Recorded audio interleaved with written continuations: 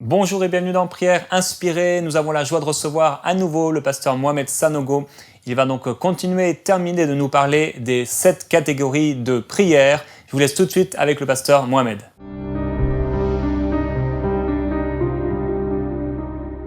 Une fois encore, merci EMC TV, sois béni, homme de Dieu, prophète Jérémie. Et on rend grâce à Dieu pour cette occasion que Dieu nous accorde de nous retrouver en sa présence en prière inspirée. Amen.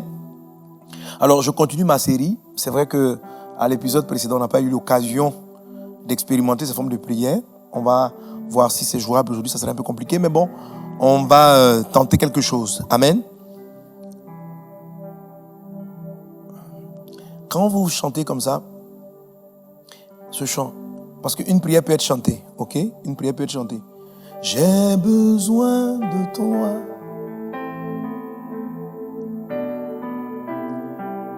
J'ai tant besoin de toi, Père, de toi seul. Voilà, ok. Alors, question, c'est quelle forme de prière? Je suis en train de chercher Dieu? C'est une supplication? C'est une prière en esprit? Qu'est-ce que c'est? Voilà. Ok, je ne vais pas répondre maintenant, on va répondre tout de suite. Voilà, je suis en train de parler donc des différentes sortes de prières. La Bible nous dit dans le livre de Éphésiens chapitre 6 verset 18, faites en tout temps par l'esprit toutes sortes de prières. Il y a donc différentes sortes, que j'appelais donc différentes catégories de prières qui sont utiles. Jésus pouvait dire dans le livre de Marc, cette catégorie de démons, ce type de démons ne part que par une forme précise de prière qu'on appelle jeûne et prière. Autrement dit, si tu arrives devant ce cas de possession et que tu chantes et que tu dis « Oh, Dieu qui est semblable à toi », le démon là ne partira pas. Amen. Si tu arrives et que tu utilises, tu fais des actions de grâce, le démon ne partira pas. Il ne part, car la phrase de Jésus est très précise, il ne part que par le jeûne. Marc chapitre 9 verset 29, que c'est la seule façon pour lui de partir. Alors, chacun d'entre nous est confronté à des défis divers. Quelle est la forme de prière qui sied à la résolution du défi auquel tu es confronté? Du moins qu'il y en a plusieurs. Comment le Saint-Esprit nous conduit? Voici la problématique à laquelle nous voulons répondre dans cet épisode de prière. Demandons la grâce de Dieu pour comprendre. Seigneur, que ton nom soit béni, que ton nom soit glorifié. Merci de cette occasion que tu nous donnes à prière inspirée de partager cet enseignement avec tes fils et tes filles pour être efficace dans la prière. Merci Père, au nom de Jésus. Amen. Alors, aujourd'hui, nous allons toucher la catégorie de prière qu'on appelle adoration. Adoration. La catégorie de prière qu'on appelle adoration. Jésus dit, faites en tout temps par l'esprit toutes sortes de prières. Il y a une sorte de prière qui est une adoration qu'on va retrouver beaucoup dans les psaumes et dans beaucoup d'autres passages de la parole de Dieu. Jésus pouvait dire ceci, Dieu est esprit, il faut que ceux qui l'adorent en esprit et en vérité. Amen. Parlant bien sûr de la prière. Le mot « ceux qui l'adorent », c'est le mot grec « proskuneo », qui veut dire se mettre à genoux, qui veut dire se prosterner. Donc, en règle générale, les prières d'adoration sont des prières pour lesquelles on s'humilie devant le Seigneur. Amen. On s'humilie dans cette voie. Donc ça, c'est la grande catégorie de prières d'adoration. Elles sont extrêmement puissantes et elles servent à, généralement, le Saint-Esprit va vous conduire à faire cette forme de prière pour certains cas en particulier. Amen. Alors, on a donc dans la catégorie prière d'adoration, le type de prière que je peux appeler les contemplations. Quelqu'un dit avec moi contemplation? C'est une forme d'adoration. On a une forme de prière d'adoration qu'on appelle élévation. On va voir des références tout à l'heure. On a une forme d'adoration qui est traduite généralement dans le Nouveau Testament par se prosterner, mais c'est un autre mot qui est le mot pipto, Donc je l'ai appelé simplement l'adoration pipto.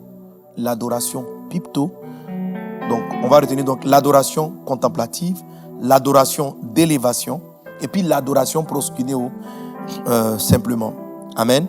Voilà différentes formes, différents types de prières que lorsque vous êtes en adoration, que l'Esprit peut utiliser dans un but précis. Amen. J'ai cité d'abord l'adoration contemplative. J'ai parlé de la contemplation. 2 Corinthiens chapitre 3, verset 18. La Bible dit, nous tous qui le regardent, qui le visage découvert, contemplons le Seigneur, nous sommes transformés en la même image de gloire en gloire. Amen. Nous tous qui le visage découvert, contemplons le Seigneur, nous sommes transformés en la même image de gloire en gloire. Donc, le mot contempler une chose, c'est la regarder longuement avec admiration. Avec waouh, c'est beau. Voilà. Donc, la contemplation est une adoration. Et la Bible dit que nous tous, le visage découvert, nous devons contempler le Seigneur. Et quel est l'avantage de la contemplation? 2 Corinthiens 3, 18 nous l'exprime. Nous sommes transformés en la même image de gloire en gloire. Alléluia. Gloire à Dieu. Alors, qu'apporte et quelle est l'importance des prières d'adoration contemplative? La prière d'adoration contemplative va avoir pour objectif de te transformer en l'image de Christ. De te transformer en l'image de Christ. Donc, c'est la forme de prière que l'Esprit va utiliser lorsque tu veux de mieux en mieux ressembler à Jésus. Amen. Ça sera pas, si je veux ressembler à Jésus, je ne veux pas prier, Seigneur, je veux te ressembler. Si je peux le faire. Je veux te ressembler, je veux être à ton image, c'est de la contemplation. Amen. C'est ça, je veux te ressembler, c'est de la contemplation. Être à l'image de Dieu est très important. Pourquoi l'Esprit peut te demander de ressembler à Dieu? La Bible dit dans le livre de Genèse, chapitre 1, que Dieu a créé l'homme à son image. Donc, à son image, à sa ressemblance. Et il est dit « et qu'il domine ». Le « et qu'il domine » est traduit dans d'autres versions par « afin qu'il domine ». Donc, parce que nous ressemblons à Dieu, nous avons le pouvoir de domination. Donc, plus une personne ressemble à Jésus, plus elle domine. Vous savez, la nature craint un seul être, Dieu. Dieu. La nature ne craint pas l'homme. Les moustiques ne nous craignent pas. Voici le virus que j'appelais vide zéro, qui n'a pas peur des hommes, qui est en train de les massacrer partout. Or, Dieu nous a donné le pouvoir et l'ascendant sur toutes ces formes de maladies. Amen. Mais à quelles conditions le monde animal et le monde, la création de Dieu, se soumet devant nous? Lorsque nous lui ressemblons. Lorsque nous sommes à son image. Lorsque nous sommes à sa ressemblance. Amen. Alors, quand on dit transformer en son image de gloire en gloire, il y a deux aspects qu'on retrouve dans le livre de Genèse 1, 26. Il y a être à l'image de Dieu, dis avec moi image, et puis il y a être à la ressemblance de Dieu. Ok? C'est des mots presque synonymes, mais qui ont une petite nuance.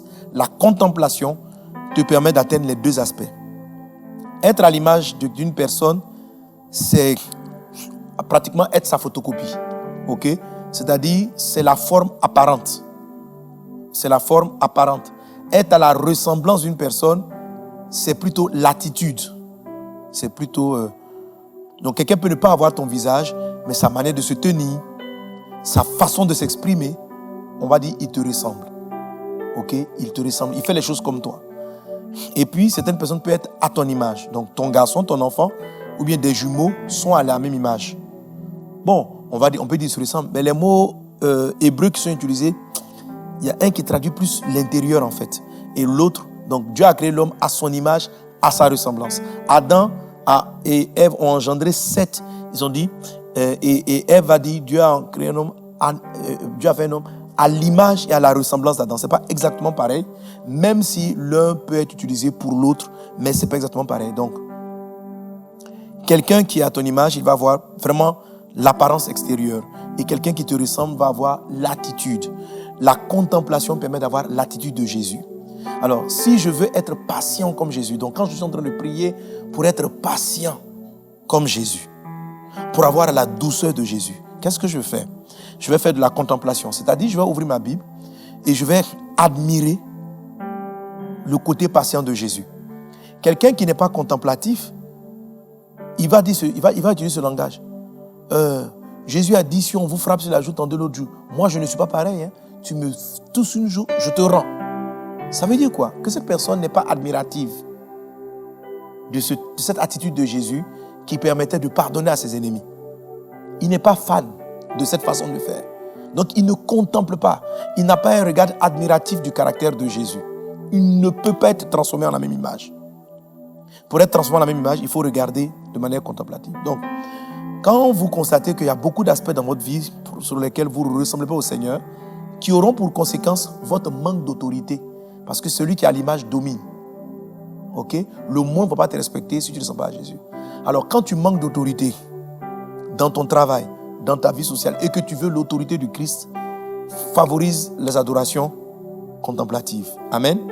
Et ça va même te donner l'image physique. C'est quoi l'image physique? Tu vas aller regarder comment Jésus opérait dans le miraculeux, par exemple. Et tu dis, je vais copier ça. Ça, c'est l'image. Ok? Ça veut dire, apparemment, on va te voir guérir les malades comme Jésus guérissait les malades. On va te voir agir comme Jésus agissait. Ça veut dire que ça, c'est la partie visible. Quand on regarde, tu fais ce que Jésus faisait. Donc Jésus allait de lieu en lieu prêcher la parole de Dieu. Si je vais être à l'image de Christ, moi aussi je vais me promener, aller de lieu en lieu pour prêcher la parole de Dieu. Jésus faisait marcher les paralytiques, je vais chercher à faire marcher les paralytiques. Voilà.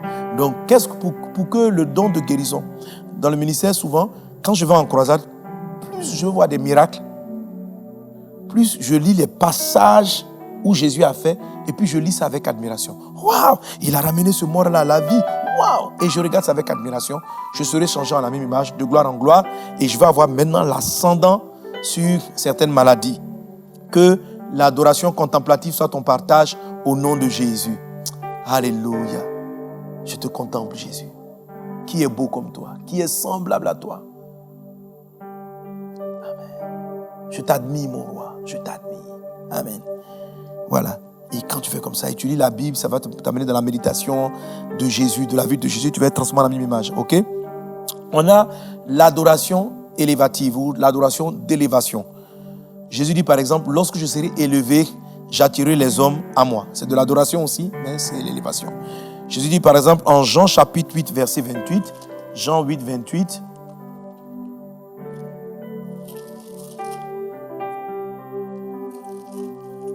Jean 8, 28, Jésus va dire, Jésus donc leur dit, quand vous aurez élevé le Fils de l'homme, alors vous connaîtrez ce que je suis, que je ne fais rien de moi-même, mais que je parle selon ce que le Père m'a enseigné. Amen. Alors, souvent on va combiner les deux, la contemplation et l'élévation, mais ce n'est pas exactement pareil. L'élévation, c'est le fait de positionner quelque chose au-dessus. Donc, cette Bible-là est sur mon côté. Si je la fais monter, je l'ai élevée. Donc, élever, c'est parler de la grandeur. Jésus, Jésus, Jésus, tu es le plus grand, au-dessus de tout. Alléluia. Alors, cette phrase nous dit, ce verset 28 nous dit, Jésus nous dit ici, Jésus donc dit, quand vous aurez élevé le Fils de l'homme, alors vous connaîtrez ce que je suis. Il n'a pas dit vous connaîtrez qui je suis. Il dit vous connaîtrez ce que je suis. C'est-à-dire vous connaîtrez mon poids, vous connaîtrez ma valeur. Nous tous, nous parlons de Jésus. Mais il y a des gens qui savent ce que vaut Jésus. Et ça vient de la prière, ça vient de l'adoration élévative. C'est le fait de dire que Jésus est plus grand que la situation. C'est-à-dire, donc tu te retrouves, on vient t'annoncer un cas de cancer, on vient t'annoncer un cas de maladie, on vient t'annoncer une situation qui dépasse ta personne humaine. Ce que tu fais, c'est que n'aborde pas le sujet directement. Le Saint-Esprit qui est en toi va t'attirer vers l'élévation. Il va te dire, Jésus est plus grand que la situation. Jésus est élevé au-dessus de la situation. Mais ça, tu le dis intellectuellement. Si on pose la question à chacun d'entre vous, est-ce que Jésus est plus grand que tous les chefs d'État? Tout le monde va dire oui. Est-ce que Jésus peut ressusciter le mort? Tout le monde va dire oui. Mais ça, tu sais qui il est. Tu ne sais pas ce qu'il est. Le ce qu'il est, c'est-à-dire tu commences à réaliser qu'il est vraiment au-dessus du cancer. Ok. Et ça, tu ne peux l'avoir.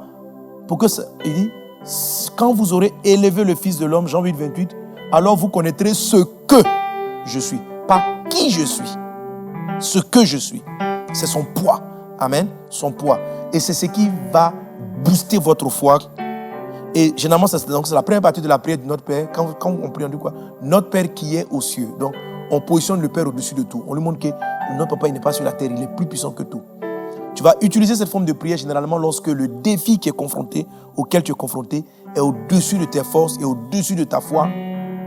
Tu vas donc chanter des cantiques, adorer en chantant des cantiques qui positionnent Jésus au-dessus de toutes ces situations. Et si tu restes longtemps là-dedans, à un moment donné, tu vas te rendre l'impression que les problèmes sont tout petits. Voilà. Quand David arrive devant Goliath et il minimise Goliath devant Dieu, c'est une adoration, c'est une prière d'élévation. Hein? Il dit, qui est cet incirconcis là pour qu'il parle comme ça au peuple de Dieu? C'est-à-dire, il vient de dire, tu es géant devant les hommes, mais devant mon Dieu, tu es un petit minuscule. Voilà. Il a mis Jésus au-dessus et en même temps, il a senti la grandeur de Dieu. Il a pris un caillou, il lui a lancé sur le front et Goliath est tombé. Utilise l'adoration d'élévation. Amen. Et la troisième forme qui vient, c'est le verbe pipto. Pipto, ça veut dire, c'est toujours prosterné, mais c'est ce qui permet à Dieu de te transférer maintenant sa grandeur. Ok? C'est une adoration qui permet à Dieu de te transformer sa grandeur. Alors, pipto, ça veut dire jeter par terre. C'est ce que Satan propose à Jésus pour lui donner toute la terre. Il dit, si tu te prosternes devant moi, je te donnerai le monde parce que ça m'a été donné. Le mot prosterner, c'est le mot pipto. C'est le mot pipto. Alors, pipto est une forme d'adoration qui te permet de partager la gloire qui appartient à quelqu'un qui est élevé. Qui te permet de partager la gloire. Donc, si je l'ai élevé, c'est comme si j'ai pris Dieu, je l'ai mis au-dessus. Maintenant, le pipto, vous savez, Dieu, en fait, la réalité, c'est qu'il n'y a pas plus grand que Dieu. Dieu est déjà au-dessus. Donc, tu ne peux pas mettre Dieu au-dessus de quelque chose d'autre. La réalité, c'est que pour élever vraiment Dieu, c'est toi qui dois descendre. Voilà. Donc, quand quelqu'un dit, le mot pipto, ça veut dire jeter par terre ou jeter plus bas. Alors, quand tu dis, oh Dieu, je t'adore, en mode donc pipto, c'est moi-même, je m'humilie. Et c'est cette adoration-là que Jésus a utilisée pour venir nous sauver sur la terre. La Bible dit, étant égal de Dieu, il n'a pas regardé comme une proie arrachée d'être égal de Dieu. Il s'est dépouillé. Celui qui pipto se dépouille. Il a enlevé ses honneurs. Quand vous voyez les vieillards qui jettent leur couronne, ils se dépouillent. Donc celui qui pipto se voit minable devant Dieu. Même s'il était un grand directeur, il est le grand pasteur, il oublie de côté sa royauté pastorale et puis il se jette devant Dieu. Quelqu'un qui pipto, il peut être habillé dans une costume, je ne sais pas de combien de valeur, et puis il se met dans la poussière et il est là. David utilisait souvent les piptos. C'est une âme puissante utilisée par le prophétique. Parce que quand vous pipto, vous rentrez dans la gloire de Dieu. La Bible dit que donc Jésus-Christ s'est humilié. Il s'est humilié. Il est descendu, lui qui était égal au Père. Il est descendu et il a dit, c'est pourquoi Dieu l'a souverainement élevé et lui a donné le nom au-dessus de tout nom. Et Jésus a été élevé. Il a été élevé pourquoi? Parce qu'il est descendu. Pipto, c'est descendre. Pipto, c'est descendre de ton piédestal. Tu te crois trop bon. Quand tu pipto, tu ne viens pas devant Dieu avec « je suis le pasteur, je suis le prophète ». Non. Tu descends. Donc, fais des adorations pipto. Amen. Donc, l'adoration pipto, c'est une adoration aussi d'élévation, mais elle est particulière parce que toi-même, tu vas t'humilier. Alléluia. Voilà. Et elle peut te conduire à poser des actes d'humiliation. Amen. Donc là, nous étions dans la catégorie de prière d'adoration. Ô Esprit de Dieu, qui est comme toi? Nous nous humilions devant toi. Nous nous abaissons devant toi. Merci Père pour tes bienfaits. Au nom de Jésus. Alléluia. Voilà. Donc Jésus à Gethsémane a aussi pipto. Il s'est aussi pipto. Quatrième catégorie de prière, les actions de grâce. Alors, actions de grâce, on sait déjà de quoi il s'agit. Alors, vous vous souvenez de cette histoire où il y a... Donc, dans les actions de grâce, il y a les remerciements. C'est-à-dire, Dieu a fait quelque chose et tu le remercies. Je vais gagner du temps. Jésus a guéri 10 lépreux. Et il y a un Samaritain qui est revenu vers Jésus pour dire merci à Jésus. Ça fait partie de la catégorie d'action de grâce. Les remerciements sont les actions que je pose parce que Dieu a fait un bienfait dans ma vie. Et Jésus va dire cette phrase, tous les 10 n'ont-ils pas été guéris? Ne s'est-il trouvé ce Samaritain que pour venir rendre gloire à Dieu? Et Jésus va dire cette phrase, va, ta foi t'a sauvé. Il a été sauvé. Les 9 qui ne sont pas venus dire merci ont été guéris, mais le Samaritain qui est venu dire merci, lui là, il a eu plus que la guérison, il a eu le sozo, il a eu le salut. C'est-à-dire, par exemple, je peux être guéri du palu, je peux être guéri de la fièvre, mais être sauvé de la fièvre, c'est que je n'aurai plus la fièvre. Amen. Le mot salut est plus global que la guérison. La guérison touche un aspect spécifique, mais ce ex-lépreux, qui en plus d'avoir été guéri, a reçu le salut, le sauvé de Dieu, ça veut dire tu es délivré de la mort. Alléluia. Et le salut en général parle d'aller au ciel, la plénitude de ce que Dieu nous donne. Et qu'est-ce que cela? C'est le fait d'être reconnaissant. Quand Dieu fait des choses, cultivez l'art de lui dire merci. Remarquez que c'est une faveur de vous réveiller le matin. Remarquez que c'est une faveur. Vous voyez, les 9 ne sont pas revenus parce que pour eux c'était une évidence. Jésus s'est guéri les malades, il les a guéris, il a fait son travail de Dieu.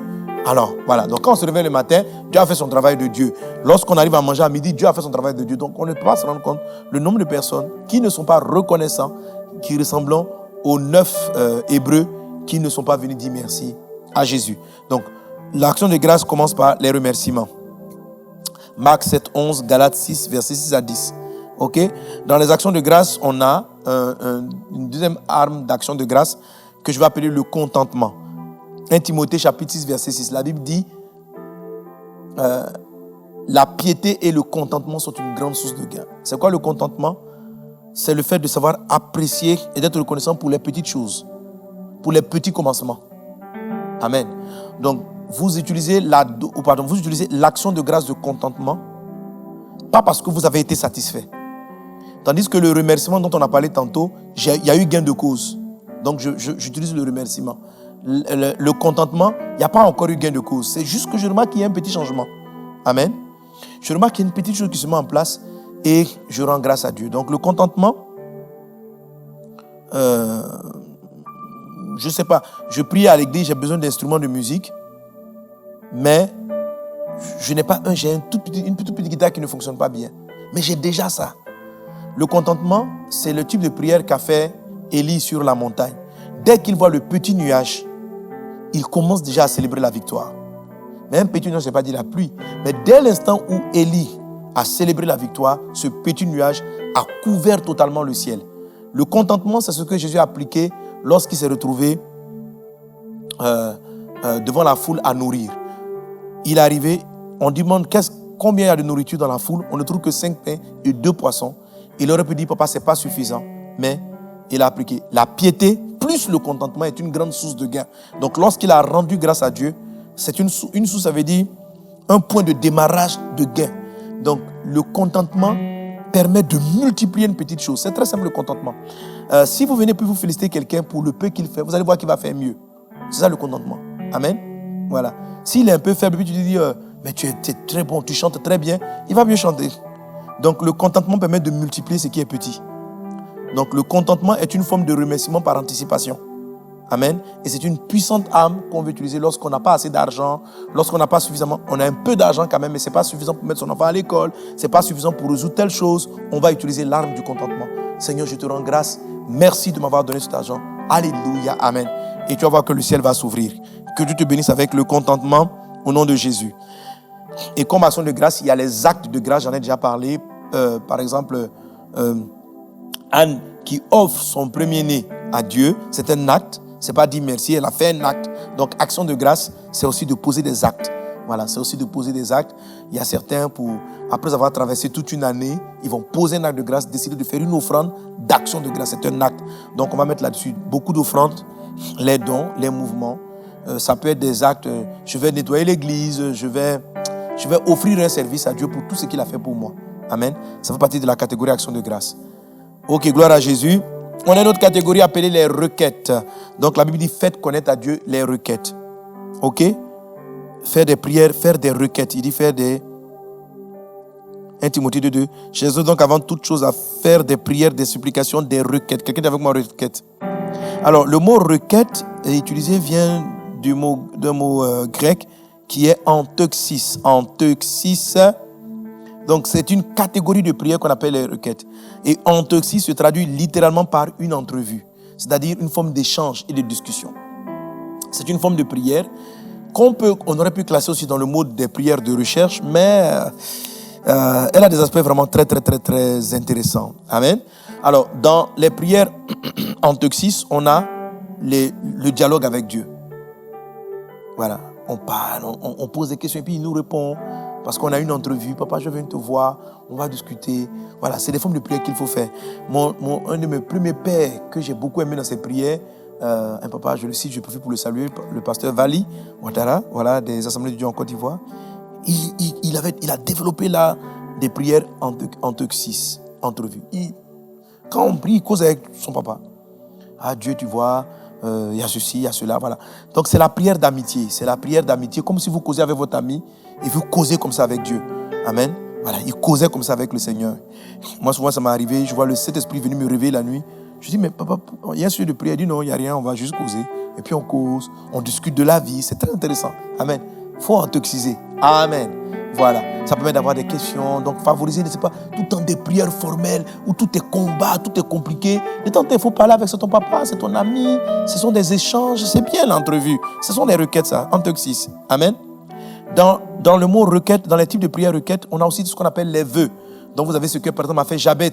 OK? Les vœux. Père, si tu me donnes ceci, je ferai cela. Bon. OK? Si tu m'accordes, je vais jeûner. Donc, ça fait partie. Ce sont des prières aussi qui fonctionnent. Et on a Jabez qui a utilisé 1 Chronique chapitre 4, verset 9, qui a utilisé ce nombre de prières. C'est une forme de requête. C'est une requête que Anne a faite. Donc, vous voyez que dans une seule prière, on peut avoir différentes formes. Donc, quand Anne dit, si tu me donnes un enfant, je te le donne en retour, c'est une forme de vœu. Quand tu vas me le donner, je vais te le donner en retour. Ça peut être classé donc dans le cas des requêtes, mais dans le mot de vœu. Alléluia. Voilà. Que Dieu te bénisse et que tu manifestes les types de requêtes. J'en ai déjà parlé, le 1, 2, 3, 4, 5, 6e forme de prière, les prières de combat. Ça, j'en ai parlé dans les émissions précédentes. Le combat spirituel, on a chassé les démons.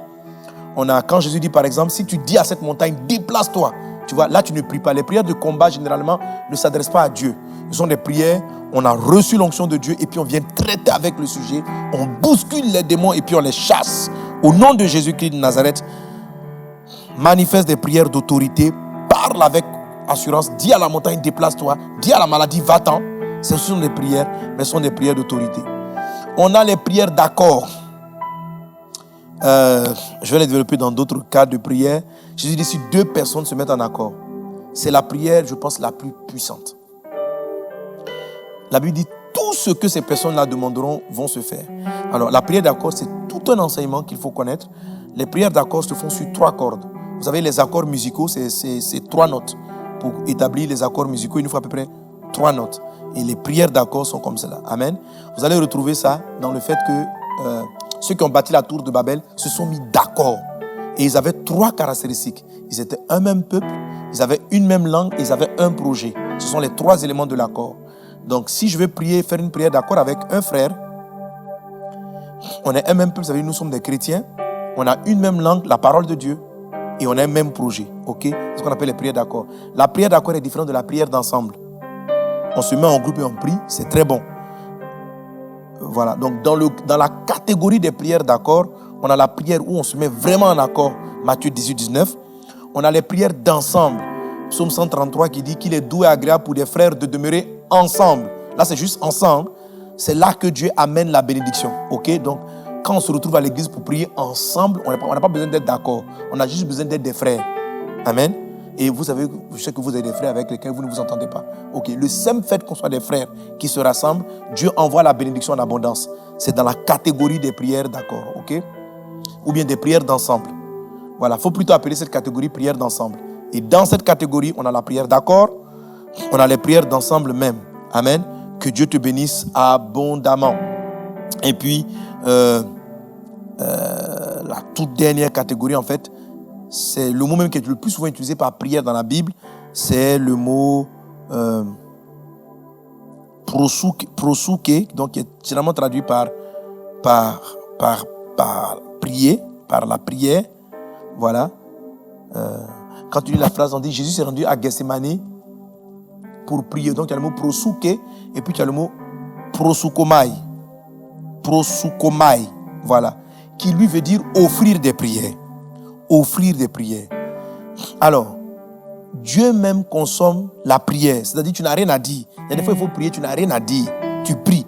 Qu'est-ce que tu fais? Tu dis, je viens offrir des prières à Dieu. Tu n'as rien à demander. Ça, c'est prosukomai. Qui veut dire littéralement offrir des prières. Qu'est-ce que je t'offre? Dieu, voilà mon offrande. C'est quoi? C'est une prière. Donc tu es là, oh Dieu. Qu'est-ce que tu as dit? Je n'ai rien à dire. Je viens prier simplement. Je vais lui offrir une prière. Amen. Voilà. Alléluia.